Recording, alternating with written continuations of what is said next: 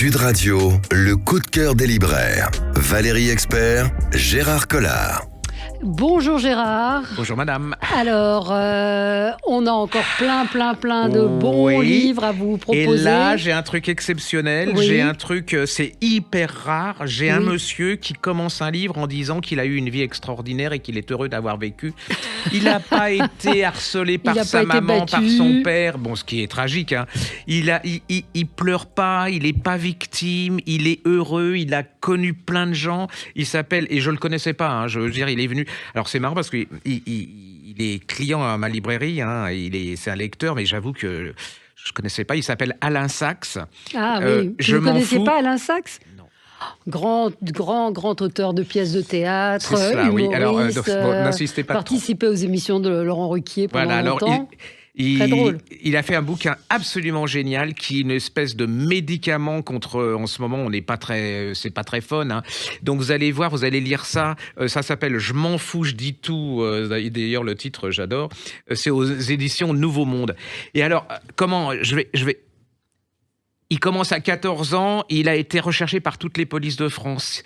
Il a de son année du bac, il s'est caché, il a tourné dans une truc de télévision, un feuilleton de télévision. Il est à la base du off de Avignon.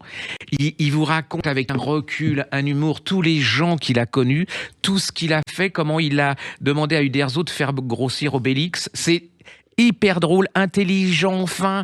Si vous le connaissez pas, moi j'avoue que j'ai complètement découvert. Il a fait des choses absolument incroyables. Je savais pas du tout que c'était lui. Je savais pas c'était lui qui était qui avait fait La femme du boulanger avec Michel Galabru. Il a fait le Quatuor. Il a fait Les Noces de Figaro et Cyrano avec sa mère, le gars qui est humoriste.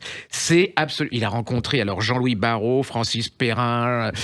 J'ai été époustouflé. J'avoue que ce monsieur, bon, quand il est venu, il était très souriant, hein, mais j'ai fait semblant de savoir qui il était, mais bon, j'avoue que j'étais hypocrite parce que je ne savais pas du tout. Et ça m'a enthousiasmé, ça m'a fait du bien, et que je me dis que c'est pas une honte de dire qu'on a été heureux dans sa vie, même s'il n'a pas eu que des choses sympas dans sa vie, mais il a cette pudeur, cette politesse par rapport aux gens. Lisez ça, faites-le connaître, parce que je suis pas sûr qu'on en parle beaucoup. Ça s'appelle Je m'en fous, je dis tout d'Alain Sachs au Nouveau Monde, et en plus c'est une histoire de notre époque, c'est-à-dire qu'il a vécu le meilleur. Et il a vécu des choses absolument incroyables. Hein. Il est dans des trucs, mais j'avoue que très drôle, très drôle, très fin. Hein. Ouais, et puis modeste. Alors ce qui est quand même quelque chose à notre époque. Hein. Il n'a pas 1 700 000 followers, mais il a, à mon avis, c'est quelqu'un qui doit avoir des vrais amis, quoi. Et puis il a des enthousiasmes, voilà. Alors allez-y, hein, parce que là, si vous le faites pas, je serai pas content. Alain Sachs, donc effectivement, c'est une carrière, c'est de vous traverser. Vous traversez 50 ans, presque 60 ans de scène. Du coup, j'ai été recherché sur YouTube, voir ces sketchs. Mais oui, c'est incroyable. Alors là aussi, moi, je vais vous parler de quelqu'un alors qui est moins connu. Enfin, moi, je ne connaissais pas. Gay Thalès, ça s'appelle Bartleby et moi, c'est aux éditions du Sous-Sol. Alors moi j'aime beaucoup les éditions du Sous-Sol parce qu'ils découvrent ou ils publient des petits chefs-d'œuvre de l'édition américaine. Alors ce monsieur, il a 91 ans aujourd'hui et c'est l'un des pionniers du journalisme littéraire et Bartleby et moi, ça fait référence évidemment à la nouvelle de Melville, hein, sur Bartleby qui était ce scribe, cet homme qui écrivait, qui était un petit employé qui répondait « I would prefer not to », je ne préférerais pas, ou je préférerais ne pas, qui était... c'est un des trucs les plus fascinants que j'ai lus. Absolument. Il s'est intéressé, lui, à tous les invisibles. Et ça a commencé quand il est rentré au New York Times, où il était garçon d'étage, et où il transportait des papiers d'un endroit à un autre. Et il tombe sur le type qui mettait les lettres lumineuse pour faire les titres de... Et donc il dit mais ce type est incroyable, et donc il fait un petit article dessus, il est publié. Et donc ce monsieur qui a 91 ans, qui n'est pas politiquement correct. Donc aux États-Unis, le livre a été, j'ai regardé un petit peu, a été accueilli un peu avec une pince à linge sur le nez parce que c'est un homme qui est riche, qui a 91 ans, qui est blanc, qui raconte qu'il a trompé sa femme pendant 40 ans, qu'elle lui a pardonné. Donc on lui a reproché cette espèce de machisme, mais il est honnête dans ce qu'il raconte, et puis il raconte cette vie incroyable, ces personnages, ces gens qu'il a rencontrés, qui n'étaient qui étaient rien, comme diraient ces gens qui ne sont rien, comme dirait notre président de la République. Et donc c'est du journalisme littéraire à l'ancienne, et c'est formidable, c'est à la fois nostalgique, un peu mélancolique, c'est drôle. J'ai trouvé que c'était magnifique, vraiment magnifique, et je vous le recommande si vous aimez New York, si vous aimez New York, si vous aimez ce journalisme littéraire. Donc ça s'appelle Bartleby et moi, et l'auteur s'appelle Gay, G-A-Y, Talese, T-A-L-E-S-E, et c'est aux éditions du Sous-sol. Et moi, je vais continuer avec quelqu'un. Je me suis dit, vous savez, ceux qui n'ont rien à faire des followers et tout ça, qui ont du buzz et tout. Et c'est un type que j'adore au niveau de la chanson, de la musique. Et alors lui, je savais qu'il était comédien aussi. C'est Frédéric Quino Nera qui a écrit Michel Jonas, Mr. Blues chez Archipel. Et c'est un personnage comme on fait plus, quoi. Je veux dire, c'est un personnage qui est un peu fou. Il a un côté comme ça. Il aime beaucoup l'ésotérisme. Et puis, c'est quelqu'un qui a le don de la musique, qui swing, qui est un comédien absolument incroyable. Quand vous Michel allez voir, Jonas, c'est absolument incroyable. Hein. Et là, vous allez suivre. C'est pareil que pour Sachs. C'est-à-dire, en fait, c'est une époque, ce sont des gens qui sont vivants, qui parlent aux gens, qui sont à la fois modestes, qui ont du recul sur les... Et puis, qui ont beaucoup, beaucoup de talent. Quand on voit tous les neuneux maintenant qui se mettent en première, qui n'ont rien, sinon, je veux dire, être passé, je sais pas où, dans une télé-réalité. Et là, ce sont des vrais gens avec des vrais talents.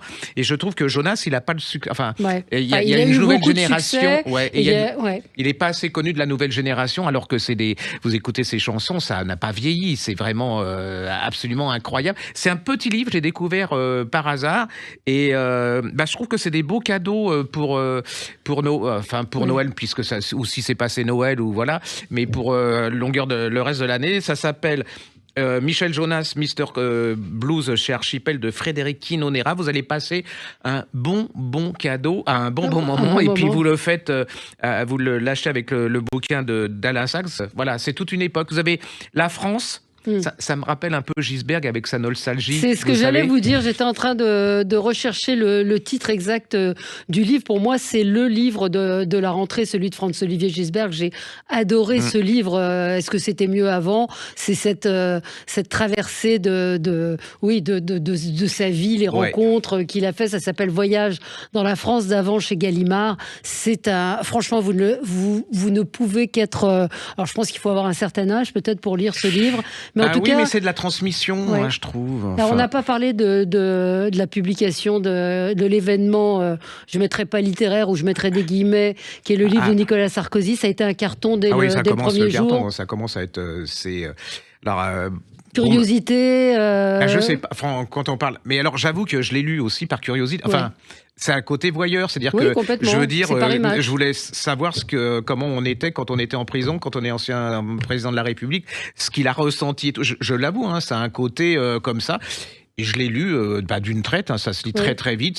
C'est pas mal fait.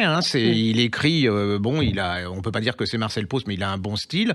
Et puis voilà, c'est une expérience humaine. Après, vous en pensez ce que vous voulez politiquement. Mais en tout cas, on peut dire que d'un point de vue édition, c'est un très bon coup et que ça va. Certains suggéraient qu'ils reversent les droits à certaines associations de prisonniers pour améliorer des choses comme ça, parce qu'ils vont en vendre beaucoup. Et ce qui est quand même incroyable, c'est que c'est quelqu'un qu'on a voulu abattre quelque part, et qu'en fin de compte, ça l'a servi. Ça lui a redonné une stature. Et alors là, maintenant, il a la stature pour les gens, quand on en parle un peu à la librairie. Alors il y a des gens qui le détestent, mais il a retrouvé une certaine stature de victime, quoi. Tout le monde a envie de le lire. Tout le monde. Alors les fauchetons qui disent disent que je l'ai pas lu. Ouais. Moi, j'en vois et puis à la librairie, ils sont en train de le lire comme ça et ils le reposent et ils le remettent. Hein, mais Ouais. non, mais ça, c'est notre côté voyeur. C'est voici, voilà, je Paris reconnais. Match, Hein. c'est Paris Match. Ouais. Bernard Loiseau, immense cuisinier, le goût, ça paraît chez Glénat. C'est un très beau livre, c'est un très beau travail d'édition parce qu'il y a des recettes à la fin.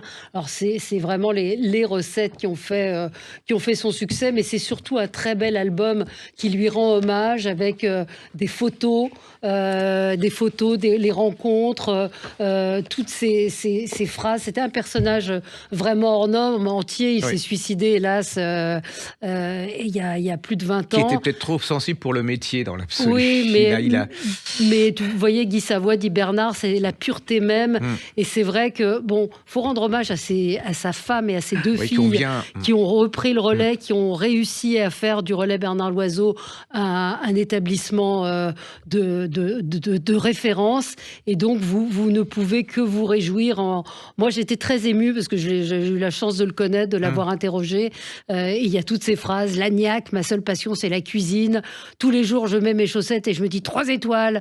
Moi, je veux être le meilleur. Le goût, redonner. Enfin, c'était quelqu'un d'hors norme et Mozart des fourneaux. Et c'est très émouvant de voir cet album de famille qui est révélé. Beau travail vraiment qui a été fait par Glénat.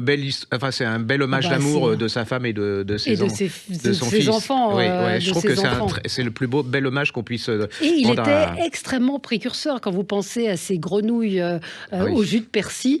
Sur les légumes, en 84 déjà, il avait écrit un texte que je vous encourage à lire. Vous allez voir, c'était vraiment un génie de la cuisine. Donc Maison Bernard Loiseau, le goût, c'est chez Glénat.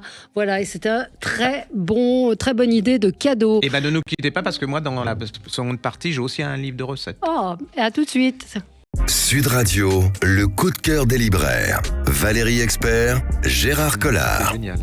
Alors Gérard, vous nous avez annoncé un livre de recettes. Ouais, et il s'appelle Aurélien Cohen avec une jeune femme qui a fait les illustrations que j'ai adorées d'ailleurs, Marie Thibault. C'est chez Solar, ça s'appelle Recettes et bêtises, un livre de pâtisserie pour enfants. Et alors c'est vraiment le livre... Ça donne envie, quoi. Je veux dire, alors il y a tout, hein. Il y a la mousse au chocolat de Mamie Ourson. Alors il vous explique, alors il y a Mamie Ourson qui intervient, hein. Et puis vous avez la vraie recette, et puis ça va leur apprendre des mots, par exemple. Là, ça se cherche et trouve les œufs, le lait. Alors il y a vous regardez en podcast, il y a une cuisine, ouais. Et alors leur apprendre des mots en même temps. Et il y a plein de recettes. Alors c'est de la pâtisserie, hein, parce que moi je suis très pâtisserie, donc il y a pas de problème. Il y a la crème à l'anglaise à la vanille. Et ça, c'est la recette de Sourisette. Et dans les illustrations, vous avez Sourisette qui touille. Ouais, c'est vraiment... Et ça marche. Alors, je l'ai découvert par hasard. On l'a mis dans le rayon enfant. Et ça marche, mais incroyablement. Et les mamans sont très contentes parce que ça leur permet de rediscuter, de reparler. C'est un bel échange avec les mamans et les papas. Le papa qui cuisine de plus en plus maintenant. Oui, mais c'est important pour la transmission. On parlait cette semaine dans l'émission de malbouffe. Et l'essentiel, c'est effectivement la transmission, c'est de voir que vos enfants vous voient cuisiner, de leur montrer qu'il ne faut pas attendre. Alors, la pâtisserie, c'est un peu plus long, mais c'est un moment de partage incroyable. Mais le gros problème de notre société actuelle, depuis des années, c'est la transmission à tous les niveaux, que ça soit culturel, cinéma, enfin tout. Nos parents, nous transmettaient leur goût, même si ce n'était pas les nôtres, et on les connaissait. Maintenant, il n'y a plus rien. La transmission, elle s'arrête au succès d'il y a 3 semaines, quoi. Donc, il s'appelle Aurélien Cohen. Les illustrations sont de Marie Thibault. Ça s'appelle Recettes et bêtises, un livre de pâtisserie pour enfants, c'est chez Solar, et j'ai adoré. Voilà. Dans la même veine, on ne s'est pas consulté comme un grand chef, c'est toujours Bernard Loiseau et c'est toujours chez Glénat Jeunesse, c'est les éditions Bernard Loiseau, c'est Caroline Lafont et des illustrations de Stéphanie Rubini. Et là, ça vous fait pénétrer dans les coulisses d'un grand restaurant avec énormément de jeux. Et puis, il y a aussi là regardez, vous voyez, si vous nous suivez en podcast vidéo, sucré, salé. Là aussi, pour apprendre aux enfants ce que c'est que du fromage, de comprendre les mots et de comprendre l'univers d'un grand restaurant. Donc c'est extrêmement bien fait. Vous voyez, il y a des ombres, reconnaître les casseroles, le bain-marie, la poissonnière. Formidable dessin, journal d'activité pour les enfants. C'est toi, le chef, avec évidemment la grenouille chère à Bernard Loiseau, et c'est aussi chez Glénat. Eh bien, moi, c'est un de mes auteurs fétiches au niveau du polar. Il s'appelle Adrian McKinty. il vient de faire paraître Du sang sur les pierres chez Fayard. C'est celui qui avait fait La Chaîne, qui était un roman extraordinaire, hein, hallucinant. Et là, il vient de faire paraître ce roman. Alors, ça se passe, faut dire aussi que ça se passe en Irlande, hein, en Irlande du Nord. C'est l'époque Thatcher. Voilà, c'est dur. Hein. Et en plus, j'aime bien ce type parce qu'il est un peu solitaire. Là, il vient de se faire larguer par une jeune femme qu'il aime, mais elle lui dit je t'aime bien, mais vu mon âge, vu ton âge, ça marchera pas. Donc, il se tire, il est un peu voilà. Et il rencontre une journaliste. Il essaye de la draguer. Elle est assez jolie et tout. Et puis on l'appelle pour un meurtre. Alors vous savez, il y a les maisons, il y a les chambres closes. Là, c'est un château clos parce que on retrouve un cadavre qui est tombé d'une tour et c'est apparemment impossible de pénétrer dans ce château. Et qui est cette jeune femme ? Cette jeune femme, c'est la journaliste qui l'a rencontrée. Et elle enquêtait sur le pouvoir, sur la corruption. Donc là, toute l'enquête, en fait, c'est la recherche de suicide, accident, meurtre. En fait, il a le flair, donc il sait que c'est un...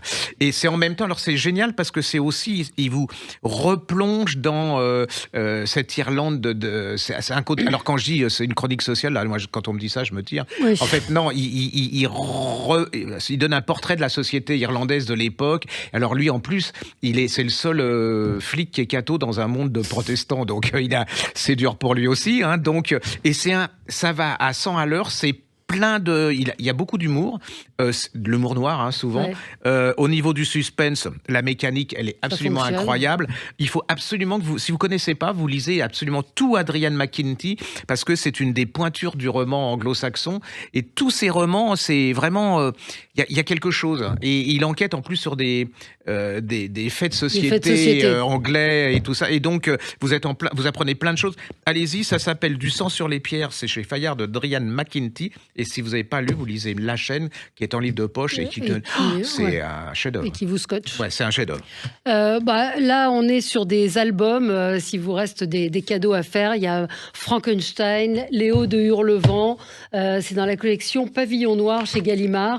Ce sont des albums avec illustrations qui revisitent, qui racontent ces histoires. C'est peut-être plus accessible de pouvoir les lire dans ce format-là pour comme on dit maintenant, des jeunes adultes. Voilà, j'aime pas tellement l'expression, mais voilà, c'est une manière avec les illustrations peut-être de rendre ces textes un petit peu plus vivants.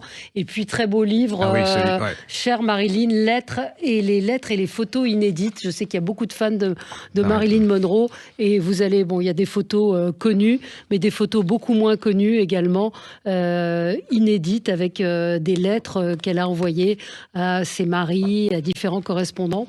C'est un beau livre de Sam Shaw. Magnifique. Ouais. Et c'est aussi aux éditions Glénat. C'est un hasard, mais voilà. Bon, c'est la chance, la fête chez Glénat. Alors, tous les amateurs, en plus, c'est une sorte d'histoire de la littérature. Enfin, c'est quelqu'un qui va vous donner envie de lire. Il vient de sortir un livre de John O'Connell qui s'appelle Bowie, les livres qui ont changé ma vie. Et c'était un livre extraordinaire. C'est-à-dire que cet homme, c'était un fou de littérature. Il se baladait dans ses tournées avec une mini-bibliothèque. Et là, il va vous raconter... Donc David Bowie. Donc en fait, il vous raconte tous les livres qui ont fasciné cet homme et qui l'ont façonné, c'est-à-dire qu'à travers les chansons, sa façon de penser, de voir les choses, et vous avez des trucs absolument incroyables. Mais qui a écrit le livre ?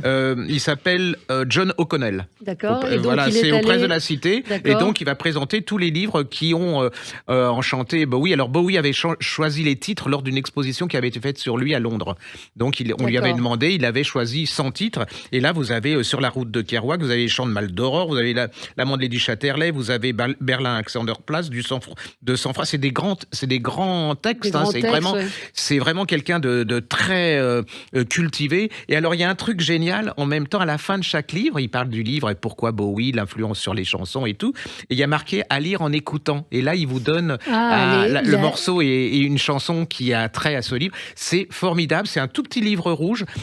On va dire que je suis pas un fan inconditionnel de Bowie, mais je trouve que le choix est merveilleux. Hein. Et je trouve que pour les jeunes générations, ça peut être une bonne introduction à la littérature et de leur donner envie et de montrer que la littérature s'agit sur plein de choses. C'est vraiment... En plus, l'objet est très beau. C'est un rouge et vous verrez sur le podcast une petite merveille. Voilà. Ça s'appelle Bowie, les livres qui ont changé sa vie de John O'Connell. C'est aux Presses de la Cité. Oui, alors autre chose, il y a d'Alexandre Maral, un chef-d'œuvre absolu, c'est Versailles chez Perrin. Alors c'est un énorme pavé, mais alors vous avez tout Versailles. Si vous êtes amoureux de l'histoire, c'est absolument extraordinaire. C'est un objet absolument incroyable. C'est une mine de renseignements, de documentation. Je l'ai à la maison. Hein. Alors ça se mange par petites doses. Hein. C'est pas le truc que vous lisez, c'est pas le livre que vous lisez comme ça. Mais vous allez découvrir des choses absolument incroyables. Le Versailles de Louis XIV, mais après aussi, c'est vraiment. Ah, mais ça s'appelle Versailles des origines à nos jours. Ouais, c'est genre 600 ou 700 pages, hein, je sais plus. Alexandre Maral, et c'est chez Perrin. Déjà, la photo de couverture est fabuleux. Très belle. Et effectivement, c'est vraiment toute l'histoire de Versailles, avec là aussi saluer quand même le travail des éditeurs sur. Moi, ils ont beaucoup des éditeurs comme Perrin. Ils ont j'ai beaucoup d'admiration parce que c'est pas de la grosse cavalerie, hein. C'est-à-dire que c'est des choses, c'est des années de recherche. Au niveau rentabilité, je ne suis pas certain que la rentabilité soit là avec un gros livre comme ça, mais c'est des livres qui font référence, quoi. C'est absolument incroyable. Et dans le genre historique, il y a un autre aussi qui m'a fasciné. Alors, c'est pareil, c'est pour les fanats d'histoire. C'est de Jacques Favier, ça s'appelle Aigle, crocodile et faucon. Napoléon à l'île d'Elbe, 1814-1827, de éditeur Michel de Maulle. Alors attention, hein, en fait, il imagine que Napoléon n'a pas débarqué de l'île d'Elbe. C'est une uchronie, vous savez. Ouais. Et donc, mais tout est recherché. C'est-à-dire que tous les personnages, il n'a rien inventé, il les a simplement. Napoléon, au lieu de s'énerver de monter à Paris, et là, il va arriver à ses fins, mais par la diplomatie. Et vous allez voir l'île d'Elbe qui va devenir le centre. C'est génial. Je me suis fait avoir complètement. Et il revisite des personnages comme Murat. Vous avez tout. Je suis encore époustouflé par le travail. Redites le titre. Ça s'appelle Jacques Favier, Aigle, crocodile et faucon, de Napoléon à l'île d'Elbe, de 1814 à 1827, chez Michel de Maulle. Alors, faut être réaliste, hein, si vous n'êtes pas un fanat d'histoire. Oui, c'est quand même. C'est pas de la vulgarisation. Ça se lit merveilleusement bien. C'est une très très belle chose. Mais donnez pas ça pour les gens qui lisent Castelot, quoi. C'est pas. Non, c'est pas de la vulgarisation. Non. Album pour enfants. Il y a celui-ci que j'aime bien, moi, Super Méga Bazar à la maison pour les petits. Vous avez une cuisine qui est bien rangée, donc ça permet de faire deviner les mots, de nommer. Et puis, hop, une chambre bien rangée, un peu trop. Allez, on secoue le livre. Et là, on ouvre. Et là, c'est le bazar. Et il faut retrouver le doudou. Voilà, chaque page est comme ça. Où est passé le doudou? La cuisine est bien rangée. On secoue le livre. On secoue le livre. Et hop, c'est le méga bazar. Les enfants adorent ça. C'est Ramadier et Bourgeot. C'est chez qui? C'est chez, je ne sais pas, Loulou et compagnie. Ah, Loulou et voilà. Bah moi j'en ai un aussi, c'est Où cacher une étoile d'Oliver Jeffers. C'est chez Kaleidoscope et c'est l'histoire de copains. Ils ont l'habitude de se cacher et il y en a qu'une qui sait pas se cacher, c'est l'étoile. Et un jour, il se passe un tas de choses et ils retrouvent plus l'étoile. Et là c'est où est l'étoile? Et en plus les illustrations sont absolument. C'est tout en douceur et tout. C'est vraiment très joli. Allez-y. Ça s'appelle Où cacher une étoile de Oliver Jeffers. Et les gamins ont adoré. Vraiment, c'est un des livres phares de la rentrée. Enfin, de la sortie plutôt. Merci Gérard. On se retrouve la semaine prochaine. Très bonne journée sur Sud Radio. Sud Radio, le coup de cœur des libraires. Valérie Expert, Gérard Collard.